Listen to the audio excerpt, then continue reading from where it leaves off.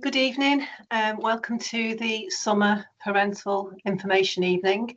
My name is Mrs. Chaveras. I'm assistant head teacher attached to Year 8, and I'm just going to run you through some bits and pieces of things that are coming up during the summer term, and also covering some other bits of information that I know some parents have specifically asked for. Just for your information, to let you know that this session is being recorded, and it should be available on the website by the end of this week, hopefully. Okay, so Year 8, 2024-2025, it's the summer term. It's gone really quickly. Very shortly, Year 8s will be heading into Year 9, but obviously we've got a full half term to go after this one, and lots and lots of things that are going to be happening that we just want to draw your attention to. So what we're going to cover this evening, we're going to talk to you about the summer progress tests. We're also going to talk to you a little bit about home learning, give you some clarification around that process, and we're going to tell you about the GL testing information.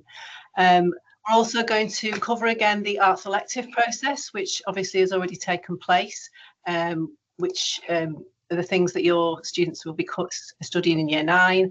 And we're going to give you a little bit of an early heads up about the Year 9 options process as well, which will be something that will be kind of crucial in terms of next year, where we kind of support students in deciding which GCSEs they want to do in Years 10 and 11. So starting off, progress tests. Students this week or last week were given information about the progress tests. They're going to take place over the fortnight, Monday 16th of June through to Friday the 27th of June. It's part of our assessment cycle. Obviously, the first set of progress tests they did just during the spring term, and this last lot will be the last lot they do for this year. They're going to be formally assessed. So we're in learning cycle 2, so the progress test is going to take place during this summer term. For Year 8, the assessments will take place in classrooms. It will take place during their normal lesson time. The exception to this, obviously Year 10 won't be because they're in the exam hall, but for Year 8 students, it is as said. So we've introduced some short support videos on our website in response to students asking us about, how they can support their students in preparing well for those progress tests. So in that, it will show them how to create an individual timetable, which they're going to be given in form to complete. It'll show you how students should plan their revision, which will be supported in class with the class teachers. And there's a video for parents and how you can support revision. So if you go onto our school website, if you go onto the drop-down menu that's specifically there for parents, and then scroll down to parental information and useful links, and it will give you information there. You can see at the bottom about progress test support. So do please feel free to utilise those. And obviously, if you've got any feedback about how useful they are, that would be great. Obviously, we always like to improve the things that we put on our website.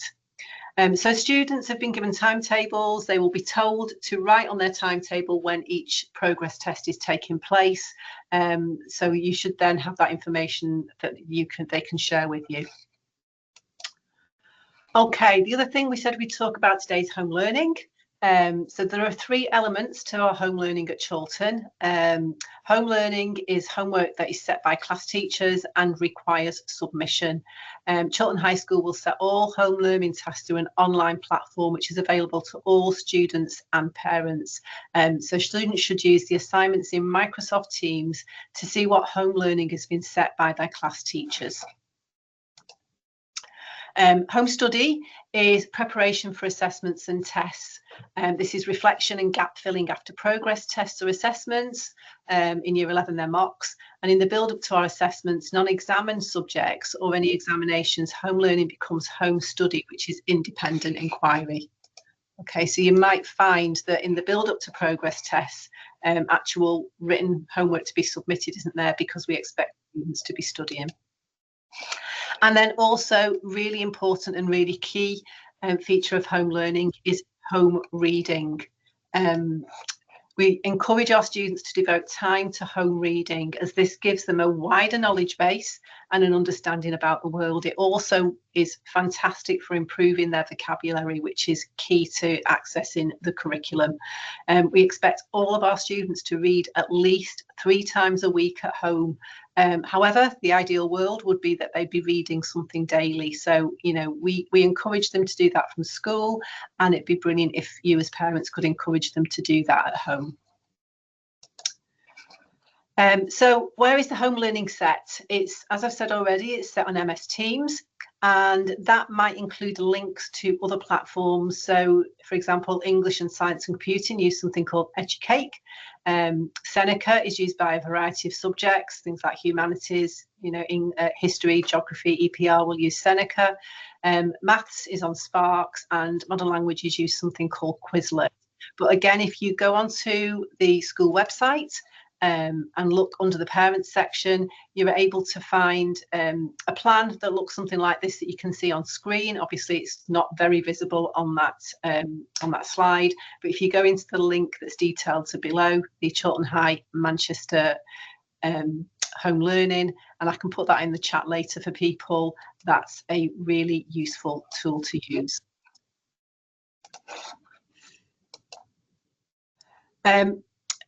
If another site is used, we do try and keep login details similar, and there is actually a single sign-on that allows students to sign into their account from MS Teams and go onto the page that they need to go on.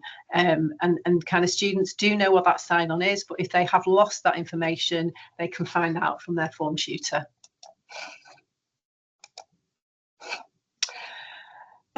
So it says there, please note that whilst an assignment might be set on a Microsoft Teams, the task that needs completing might still be paper-based. So they might be asking to complete a sheet, or they might be doing some work in their book. So just because it's set on the computer doesn't mean that it's computer-based learning. If students are struggling to access any online provision, just a reminder that our library is open every evening from 2:45 until I think it's 3:30. But we also have homework clubs running as well. Access and Achievement run those homework clubs, and details about that can be found in the extracurricular activity book. So home learning and home study resources, there are additional resources that can be found on our school website by clicking on the students and selecting the home study tab. And you can see there what it looks like on the screen in front of you. There is a wealth of resources there, video links, resources to support students with home learning and home study activities. And there's also lots of reminder videos, reminding students how to complete certain study tasks. This is only accessible by students. In terms of accessing the home study sites, and you can see them there in front of you, Microsoft Teams, Sparks, Educate, Quizlet, Seneca and GCSE Pod. Most of these sites require a student sign-in. Single sign-on can help sign on with students' Prospero email address. To use this, where there's a sign in with Microsoft button, students should click onto this sign with their Prospero email address. And like I've said before, because students obviously become used to passkeys and facial recognition, so they forget the passwords, they can just ask their teacher for a reset, and it can be reset for them in school. It's not a problem. Okay, so the other thing that we wanted to cover with you today was GL assessments. You might have heard students talking about coming home and having done a test that they've not prepared for. Okay, so just a little explanation of what GL assessments are. So in the spring 2 of half term, all students across the school sit GL tests in English, Maths and Science. We ask students not to revise for these tests, as they're extra to the progress tests and are based on the taught curriculum. The GL tests are externally set and obviously don't always match what we're teaching. So what are they used for? Well, they're used to ensure that the curriculum that's covered in each subject is effective, and obviously with no revision, it gives us a real insight, a kind of snapshot as to where students are.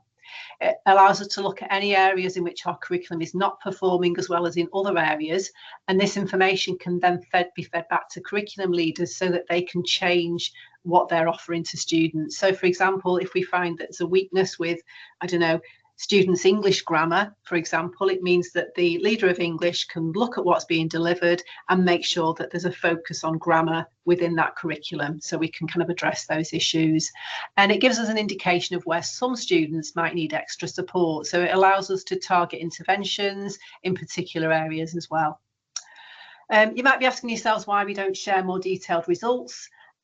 We may do this in the future, but we don't do it now for several reasons. Okay, these reasons are that the results are really quite overly complicated and can sometimes be quite demotivating, as they can contain national comparisons which aren't of particular use to students, you know, in terms of their own progress, and they're based solely on one test performance. So again, students might not have necessarily covered the content, so the validity of the results can be questioned. So that's kind of the main reasons why we don't share the information after they've done the tests.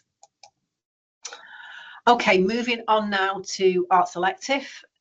Obviously we've gone through this process already with Year 8, but it's just a reminder of what we did and why we did it. So in Years 9, students at Chorlton High School experience a phenomenal breadth in their curriculum. So they'll continue to study English, Maths, Science, History, Geography, EPR, French or Spanish, PE, Art, Music, Technology and Computing. But they're allowed then to further enhance their passions for arts and choose one elective to study in more depth. As you already know, because we've been through the process, the students are allowed to choose from these subjects, so dance, drama, music, music tech and visual arts. Looking ahead, so how does this tie in with Year 9? So in Year 9, they're going to be asked to take their GCSE options. And I'm going to talk to you about this in more detail in the next few slides. But basically, alongside their core subjects, English, Maths, Science, they're going to be choosing one arts subject, one humanities subject, a language, and then a more general option. So what does this process look like? I know it's a question that, you know, even though we're early, just towards the end of Year 8, that some students are actually thinking about this already. So they'll be able to explore, obviously they'll explore through their elective things that they're more interested in, and that sometimes does inform what they want to choose at Key Stage 4. So at Key Stage 4, the things that they have to choose are English language and English literature. And that's about 8 hours of the curriculum. GCSE Maths, again, which is another 8 hours of the curriculum. GCSE Science, which is 10 hours. Religious Education, which we call Respect, which is a non-examined subject. And PE, again, which is a non-examined subject. They then choose 4 further options, 4 options from our in addition to this. So they're encouraged to choose one arts subject, one humanities, geography or history, one MFL, one modern foreign language, and then a general option that comes from the rest of the subjects that are available. So how does this work? What is the timeline? So this is how it happens, and you'll become aware of this as we start autumn of Year 9. So in the autumn term, students will be told about the GCSE process options through assemblies. Through assemblies, and they will receive a presentation from each curriculum area explaining what the subject looks like for GCSE, how they'd be assessed, and what it is that they would study. Following on from that, in the spring term, we hold an options evening in school. This will be an opportunity for parents to come into school.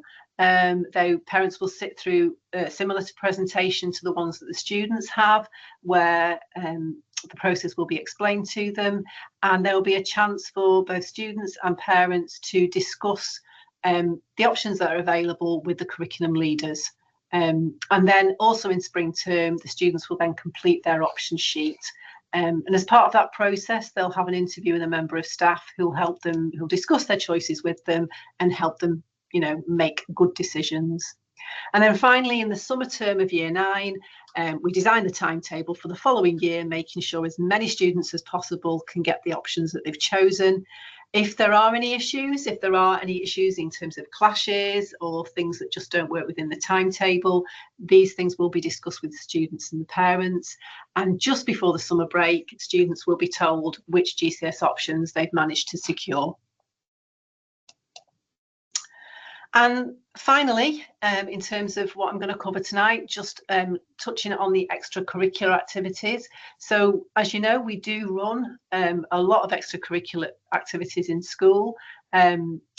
We really do feel it's important for students to kind of access these. Obviously, you know, what we offer in school in terms of academics is very rich and very important.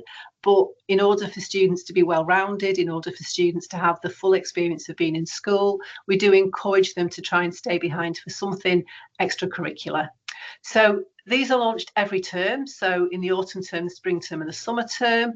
And there are different clubs. Some clubs run all year, some clubs are seasonal. So for example, football club would only run during the autumn and spring one, and then those change for kind of summer sports. So extracurricular information is shared with parents at the start of each term, and it outlines for you what club is running, what day it runs on, and what member of staff, and in what room as well. This is the bit where you come in, parents. The clubs do require booking. Our booking system goes live ahead of the club starting and a few days after the information has been shared. So shortly after you get that information and the students get that information, we then make our booking system live.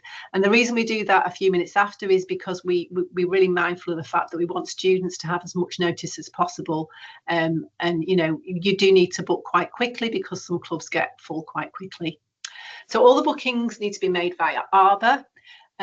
This will then appear on their timetables. So, you know, once they have booked it, it will appear as a session at the end of the school day. If the club is full, it won't show and it won't be bookable. So you do have to be quite quick in order to get the club that you want to go to. We don't charge or have any costs associated with after-school clubs. They are free. Children can come and join those without any payment. But like we said already, as space can be limited, it's encouraged that students only book onto a club for one term and try different activities so that they can get a range of different things to do.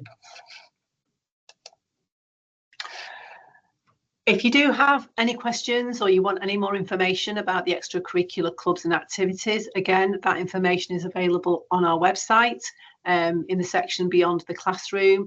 Just have a look on there and you'll be able to see the things that are on offer. And if you've got any specific inquiries about extracurricular stuff, please contact Mr. Ayworth, who's one of our assistant head teachers, or Joe Walsh, who manages the bookings on Arbor. So if there's a problem with Arbor, a problem with booking on, Joe Walsh is the person to speak to. So I have come to the end of everything I wanted to cover here. This is obviously our final curriculum parental information evening for Year 8. And if you have got any questions or anything that you want to raise, please do free to drop me an email. I'm G Chaveras. You can find my email address on the school website. If there's anything specific to something that we've covered tonight that I've not answered a question, please do get in contact with us. This will be on the website for you to see, hopefully by the end of this week, beginning of next week. Or if there's anyone you know that has missed it and not been able to get to it, please do let them know. But thank you all for attending and look forward to seeing you again soon. Okay, bye-bye.